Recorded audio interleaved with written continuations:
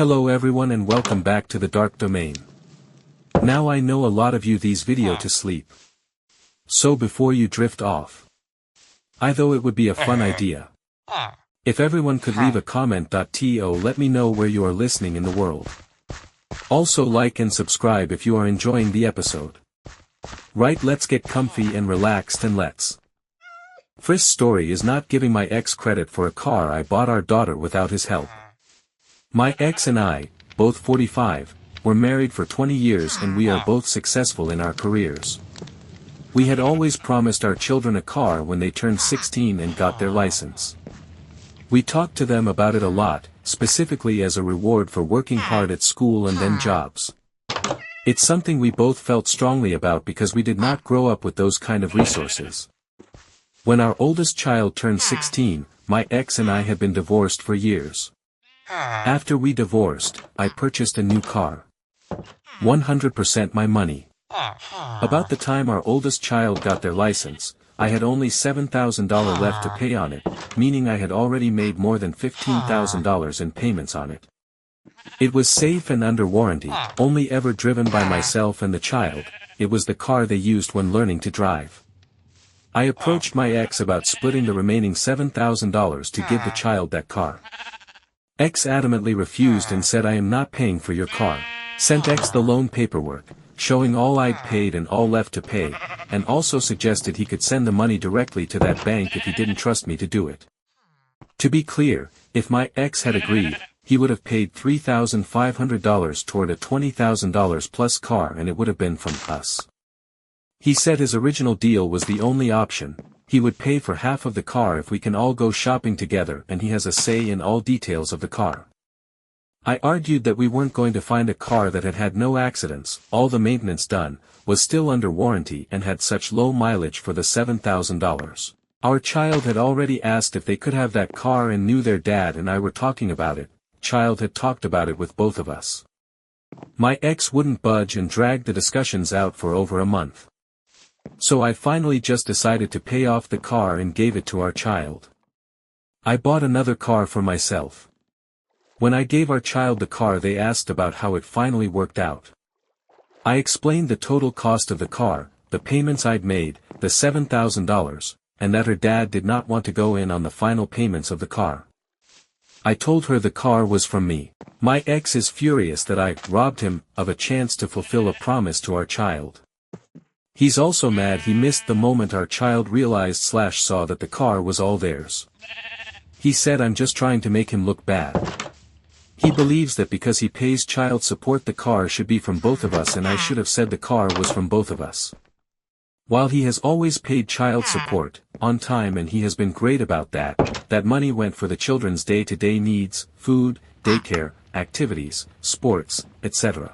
Our custody agreement is that doc visits, cars and college are to be split 50/50 when the time comes. So I believe I covered his half and he wants credit for something he had nothing to do with. All payments on the car, insurance, taxes, maintenance and gas, both before and after I gave it to them, were paid by me. Second story is interfering with a service dog. Last night my partner and I were out walking our two dogs, my current SD and my retired SD. While walking next to one of the apartment building I spotted a medium-sized black dog, probably around 50 pounds, walking by itself. I watched for a few minutes to see if there was an owner anywhere and say no one. At this point I was concerned it might be a lost dog so I had my partner take both our dogs back to the apartment while I went to investigate. Once I got about 15 feet away from the dog she came up to me. I gave her some pets and gently grabbed her collar in case she tried to bolt. If she was lost I didn't want her to get more lost if she ran. I saw a lady on a first-floor balcony and asked if she knew the dog. She did not, so I decided to move on and go get a leash so I could go door to door and find where the dog got away from. I made it almost around the building when I hear someone above me. It was a lady and what looked to be her teenage son. She hollered down to me that the dog was theirs, it's service-trained and she's fine. That's when I heard a whistle and noticed who I assume was the dad coming down the stairs. I let the dog go so it could run home. Then the guy starts asking me a bunch of questions, never coming down past the second floor. Him, did she come up to you? Me, yes. Him, did you approach her? Me, yeah, 'cause she was alone and I didn't see anyone around, so I assumed she was lost. Him, she only approached you because you approached her. Do you even live around here?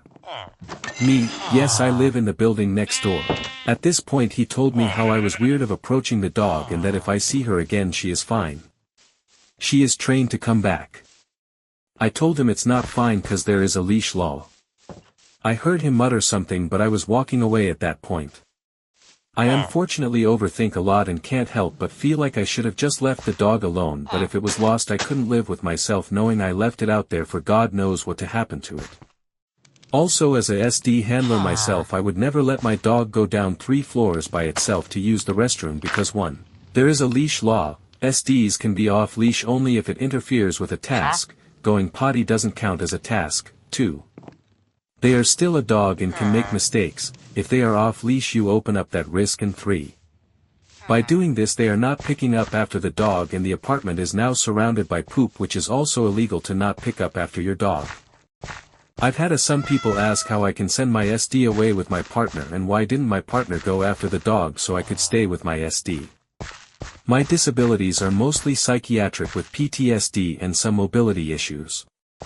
My SD mainly helps when I am having bad mental or physical days, but I sometimes have good days for both and can function almost fully. Luckily, thanks to figuring out meds and having lots of therapy, the good days are happening more frequently. I'm hoping someday I may not need an SD anymore and my SD can retire and be just a pet.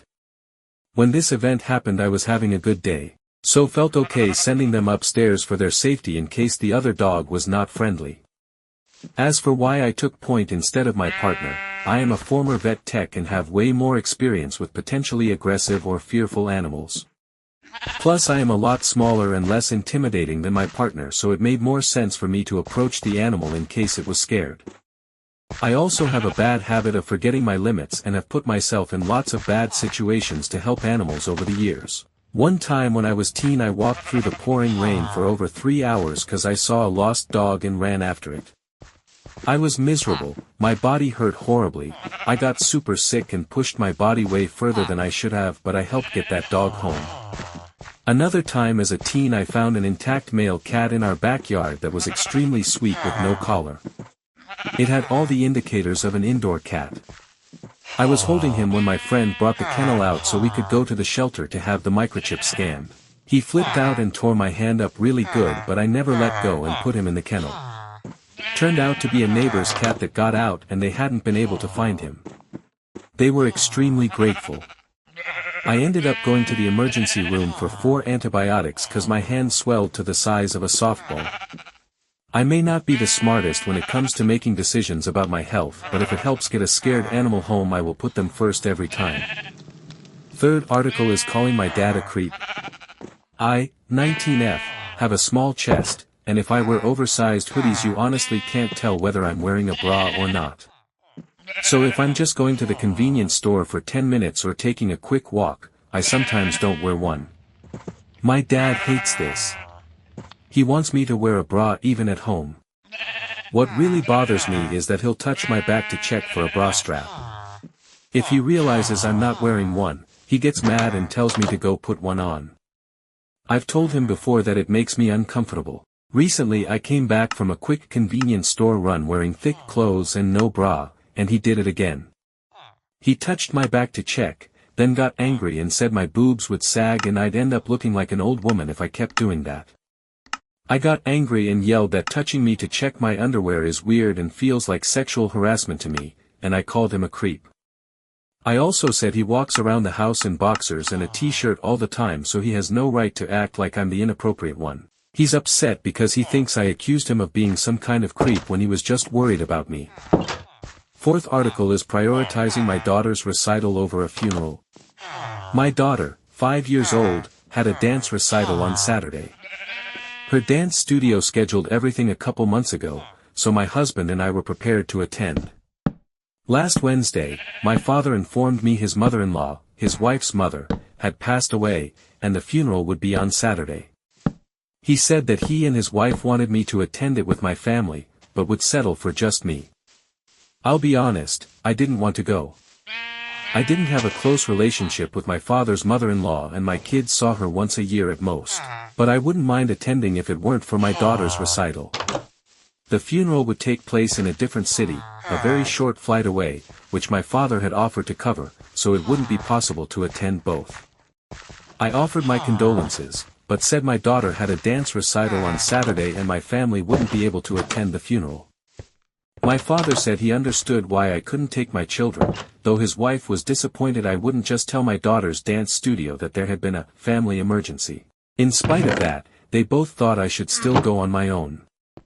They said that my husband could attend the recital on his own, that missing one of my daughter's events when I'm there for everything else wouldn't be a big deal, and that she's so young that she probably wouldn't remember it anyway. She'd have more recitals in the future, but the funeral would only happen once. I stood my ground. Saturday came. I attended my daughter's dance recital. Both my father and his wife were radio silent all day, and I chose not to bother them. My father finally called me yesterday, and we had an argument. He said his wife was inconsolable, because her mother loved me and my children and it broke her heart that we weren't there to say our goodbyes. He also said he was disappointed at how dismissive I'd been of his wife and her family, and he couldn't believe I'd refused to make such a small sacrifice for someone who would drop everything to do the same for me. I continued to stand by what I did. I understand her passing was sudden and the funeral was rushed, but I had made a commitment to my daughter, and I wanted to honor it. My father said she should be old enough to understand that her mom had something more important to do. Fifth story is 4, getting myself fired. According to her, a year later she still blames me. I'm 31F and my fiancé's sister, who I'll call my future SIL, is 35F. She briefly worked at the same office as me, for about 3 months. For context, I did not hire her and I was not the one who told her about the job. Once she started, she was given training and support, including sitting with someone for around 2 weeks and receiving step-by-step guides for certain tasks. The issue was that she repeatedly made mistakes and became defensive when anyone tried to correct them. This included sending out incorrectly formatted documents, not checking her work properly, missing information, sending emails with issues, and generally creating extra work for other people who then had to fix things. There were also uncomfortable interpersonal moments. She often pushed back when given feedback, and there were times where her tone came across as dismissive or argumentative. One incident happened when our boss asked her to correct wording in a document. She argued that she didn't make it up and suggested someone else could fix it later. Our boss told her that wasn't the point and that things needed to go out correctly the first time. The situation escalated and she stormed out for a few minutes. Another incident happened when she asked me for help on a task she had already asked about several times. I tried to explain where she could look and what she should check, but at one point she asked if something on her screen was correct. I couldn't see her screen, so I said I didn't know. She then said something like, "So you don't know," in a tone that felt really patronizing. She was saying I don't know what I was helping her do. By that point I was stressed and felt like I could not keep working directly with her. I spoke to our boss and said I was okay with her being there, but I couldn't keep helping her or fixing the same types of issues.